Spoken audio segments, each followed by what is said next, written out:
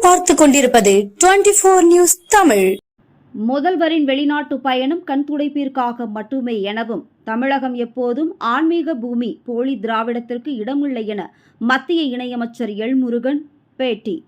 முதல்வரின் வெளிநாட்டு பயணம் முதலீடுகளை ஈர்ப்பதாக தெரியவில்லை. ஏற்கனவே வெளிநாடு பயணம் சென்று வந்த முதல்வர் எந்த முதலீடுகளையும் கொண்டு வரவில்லை எனவும் PM ஸ்ரீ திட்டத்தின் மூலம் இந்தி திணிப்பை மத்திய அரசு ஒருபோதும் செய்ததில்லை என மத்திய இணையமைச்சர் எல் முருகன் குன்னூரில் தெரிவித்தார். பாரதிய ஜனதா கட்சியின் உறுப்பினர் சேர்ப்பினை பாரத பிரதமர் திரு நரேந்திர மோடி துவக்கி வைத்தார். முழுவதும் தற்பொழுது உறுப்பினர் சேர்க்கை நடைபெற்று வரும் நிலையில் மத்திய இணையமைச்சர் எல் முருகன் நீலகிரி மாவட்டம் குன்னூர் சட்டமன்ற தொகுதிக்குட்பட்ட காட்டேரி பகுதியில் வீடு வீடாக சென்று மக்களை சந்தித்து பாரதிய ஜனதா கட்சியில் இணைய விரும்புவோருக்கு தொலைபேசி வாயிலாக உறுப்பினர் சேர்க்கையை செய்து கொடுத்து கட்சி அடையாள அட்டையை தாமே பதிவிறக்கம் செய்து கொடுத்தார். பின்னர் செய்தியாளர்களை சந்தித்த அவர் தமிழக முதல்வர் வெளிநாடு பயணம் குறித்து செய்தியாளர்கள் எழுப்பிய கேள்விக்கு துபாய், ஸ்பெயின் போன்ற வெளிநாடுகளுக்கு தமிழக முதல்வர் ஏற்கனவே சென்றார். அதனுடைய முதலீடுகளே கேள்விக்குறியாக உள்ளது. அதே நேரத்தில் அவர் ஒப்பந்தம் செய்வதாக கூறும் நிறுவனங்கள் ஏற்கனவே இந்தியாவில் உள்ளது. இது கண்துடைப்புக்கான பயணமாக உள்ளது. இதனால் தமிழகத்திற்கு எந்த ஒரு முதலீடும் வரப்போவதில்லை என்றார். மேலும் தமிழகத்தில் ஆன்மீகம் பேசினால் கைது செய்ய வேண்டும் என்ற திமுக அரசின் செயல் தவறாக உள்ளது. மகாவிஷ்ணு என்ன பேசினார் என்பதை கூற நான் விரும்பவில்லை. ஆனால் ஆன்மீகம் பேசினால் கைது நடவடிக்கை என்பது வன்மையாக கண்டிக்கத்தக்கது. தமிழகம் என்பது மிகப்பெரிய ஆன்மீக பூமி. ஆழ்வார்களும் நாயன்மார்களும் ஆண்ட பூமி. இங்கு போலி திராவிடத்திற்கு எல்லாம் இடமில்லை என்றார். பாஜக மாநில தலைவர் அண்ணாமலையின் வெளிநாட்டு அரசியல் பயிற்சி குறித்து கேட்கும் பொழுது சர்வதேச அரசியலும் இந்திய அரசியலும் ஒன்றுதான் என தெரிவித்தார். PM ஸ்ரீ திட்டத்தின் மூலம் இந்தி திணிப்பை பாஜக செய்கிறது என்ற எதிர்க்கட்சிகளின் குற்றச்சாட்டுக்கு பதிலளித்த மத்திய இணையமைச்சர், பாரதிய ஜனதா அரசு ஒருபொழுதும் இந்தி திணித்தது இல்லை. புதிய கல்விக் கொள்கை என்பது ஆரம்ப கல்வியில் தாய்மொழி வழி கல்வியை கற்க வழிவகை செய்கிறது. இதற்கு தமிழக அரசு எதிர்ப்பு தெரிவித்து வருகிறது. புதிய கல்விக் கொள்கை என்பது இன்றைய காலகட்டத்திற்கு, இன்றைய தொழில்நுட்பத்திற்கு ஏற்றவாறு வடிவமைக்கப்பட்டுள்ளது. தாய்மொழி தமிழை ஆரம்ப கல்வியில் கற்பியுங்கள், இதை ஏற்றுக்கொள்ளுங்கள் என்றுதான் நாங்கள் கூறுகிறோம். ஆனால் முதலமைச்சர் புதிய கல்விக் கொள்கையை வேண்டாம் என்று கூறுவது தமிழ் வழி கல்வியை வேண்டாம் என்பது போலாகும். தமிழக அரசு புதிய கல்விக் கொள்கையை ஏற்றுக்கொள்ளும் பட்சத்தில் அதற்கான நிதி வழங்கப்படும். சுற்றுலா மாவட்டமான நீலகிரியை பொறுத்தவரை உட்கட்டமைப்புகள் சிறந்த முறையில் ஏற்படுத்தி பசுந்தெயிலுக்கு நிரந்தர விலை கிடைக்கவும் அடிப்படை வசதிகளை மேம்படுத்தவும் நடவடிக்கை மேற்கொள்ளப்படும் என தெரிவித்தார். மாண்புமிகு பாரத பிரதமர் திரு நரேந்திர மோடிஜி அவர்கள் 2ஆம் தேதி அன்றைக்கு, இந்த மாதம் 2ஆம் தேதி அன்றைக்கு டெல்லியில் உறுப்பினர் சேர்க்கை தொடங்கியிருக்கிறார்கள். உலகிலேயே அதிகமான உறுப்பினர்களை கொண்ட ஒரு கட்சி பாரதிய ஜனதா கட்சி. அதுக்கடுத்து தான் சைனாவில் இருக்கிற மற்ற கட்சியெல்லாம் இருக்கிறது. அதிகமான உறுப்பினர்களை கொண்ட பாரதிய ஜனதா கட்சி இப்போ 10 கோடி பேர் உறுப்பினர்களாக இருக்கிறார்கள். இந்த வருடம் இன்னும் அதிகமாக 11 கோடி உறுப்பினர்களை சேர்த்த வேண்டும் என்ற அந்த இலக்கோடு பாரதிய ஜனதா கட்சியினுடைய இந்த உறுப்பினர் இயக்கமானது நடைபெற்று கொண்டிருக்கிறது.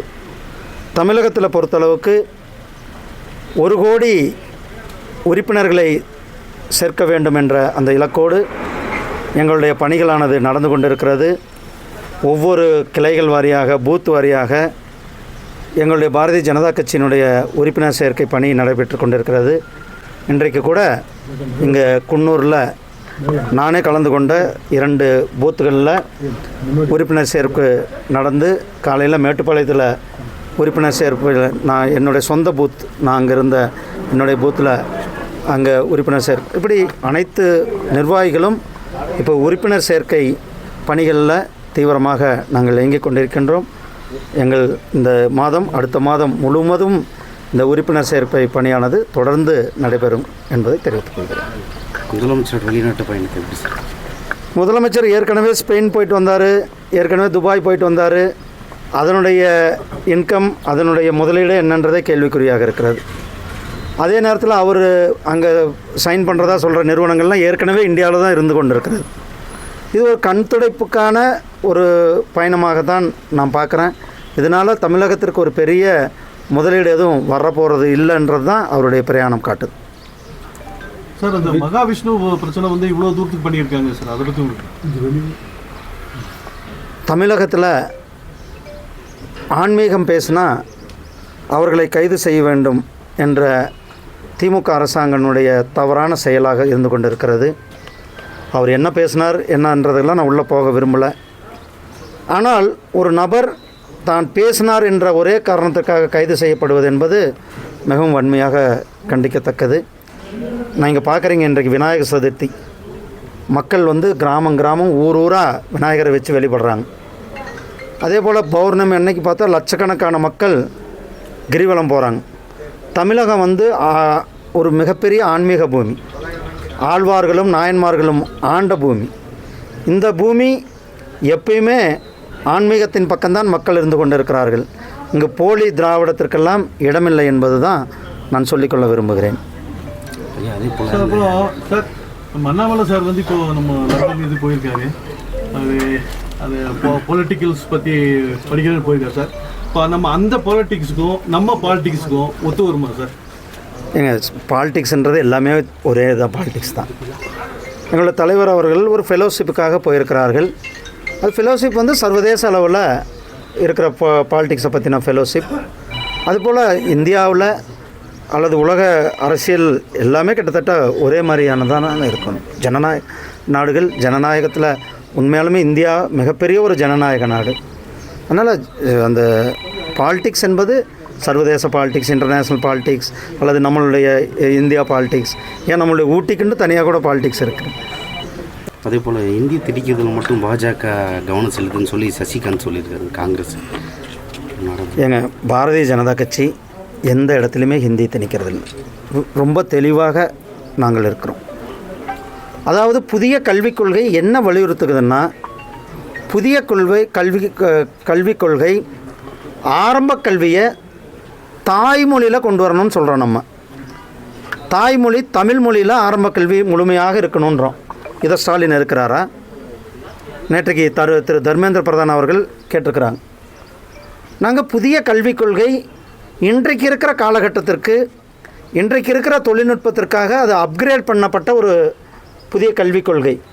இந்த கல்விக் கொள்கையை நீங்கள் ஏற்றுக்கொள்ளுங்கள் என்று தான் நாம் சொல்கிறோம். நாங்கள் ஏதோ ஹிந்தி நீங்கள் ஏற்றுக்கொள்ளுங்கன்னு நாம் சொல்லவில்லை. நாம் சொல்லுவது தாய்மொழி தமிழை நீங்கள் கற்பீங்க. ஆரம்ப கல்வியில் எல்லாருக்கும் கற்பீங்க. தமிழ் தான் நம்மளுடைய தாய்மொழி. அதே போல் தெலுங்கு, ஆந்திராவில் இருக்கிறவங்க தெலுங்கு கற்றுக் கொடுக்கட்டும். கேரளாவில் இருக்கிறவங்க மலையாளம் கற்றுக் கொடுக்கட்டும். கர்நாடகாவில் இருக்கிற கன்னடம் கற்றுக் கொடுக்கணும். இது நாம் தாய்மொழியில் தமிழ் மொழியில் கல்வி கற்கணுன்றதான் நம்மளுடைய புதிய தேசிய கல்வி சொல்லுது. ஆனால் இப்போது ஸ்டாலின் அவர்கள் தமிழுக்கு எதிராக தமிழ் மொழியிலேயே கல்வி வேண்டாம், அப்போ புதிய கல்விக் கொள்கை வேண்டாம் அப்படின்ற சொல்லுகிற செயல்தான் இன்றைக்கு இருந்து கொண்டு இருக்கிறது. பிஎம்ஸ்ரீயில், அதாவது அந்த கல்வி திட்டத்தில் கல்வி நிலையங்கள் கொண்டு வரதில் கையெழுத்து போட்டாங்க. திடீர்னு இப்போ பேக் அடிச்சிருக்கிறாங்க. அதனால் இந்த கல்விக் கொள்கை, புதிய தேசிய கல்விக் கொள்கையை நாம் அடாப்ட் செய்வது நம்மளுடைய சந்ததிகளுக்கு தாய்மொழி வழியாக அவர்கள் கற்றுக்கொண்டு இன்னும் அவர்களை அதிகமாக ஊக்குவிப்பதற்கு, அவர்களுடைய திறமையை வெளிப்படுத்துவதற்கு தாய்மொழி சிறந்ததாக இருக்கும். அதனால தான் இந்த புதிய தேசிய கல்விக் கொள்கை தாய்மொழி கொள்கை தான் நாம் வலியுறுத்துகின்ற கொள்கையாக இருக்கிறது. அதுக்கான நிதி இன்னும் வரலன்னு சொல்லியிருக்காங்க சார் மத்திய அரசுலேருந்து. கையெழுத்து போட்டால் தானேங்க வரணும். இவங்க கையெழுத்து போடுறதில்ல, கொடுக்குற பணத்துக்கு கணக்கு கொடுக்கறதில்ல, எதுவுமே கொடுக்கறதில்ல. காசுன்னா அவங்க சொல்கிற அந்த கண்டிஷன்ஸ் அதை ஏற்றுக்கிட்டால் உடனடியாக அவங்க கிடைக்க வேண்டிய பணம் கிடைக்க போகுது. நீலகிரியை பொறுத்தளவுக்கு நாம் பண்ண வேண்டிய விஷயங்கள் நிறையாக இருக்கிறது. நீலகிரியில் விவசாயி, அதாவது குறிப்பாக தேயிலை விவசாயிகளுக்கு அவர்கள் விலை நிர்ணயம் என்பது அனைத்து தரப்பு மக்களினுடைய ஒரு நீண்டகால கோரிக்கையாக இருக்கிறது. இதில் இரண்டு தரப்புமே, அதாவது மேனுஃபேக்சரர் அண்ட் விவசாயிகள் இரண்டு தரப்புக்குமே ஒத்து போகிற மாதிரி, இரண்டு தரப்புமே அவர்களுக்கான ஒரு சரியான விலை வர்ற மாதிரி ஒரு கூட்டத்தை, இவங்கிருந்து ஒரு டெலிகேஷன் போய் நாம் அந்த காமர்ஸ் துறை அமைச்சர் மரியாதைக்குரிய திரு பியூஷ் கோயல்ஜி அவர்களை சந்திக்க இருக்கிறோம்.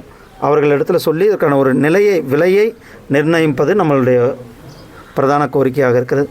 அது அடுத்து இங்கே அடிப்படை வசதிகளை மேம்படுத்துவது, இன்ஃப்ராஸ்ட்ரக்சர் டெவலப்மெண்ட் அதிகமாக நாம் கவனம் கொடுக்க இருக்கிறோம்.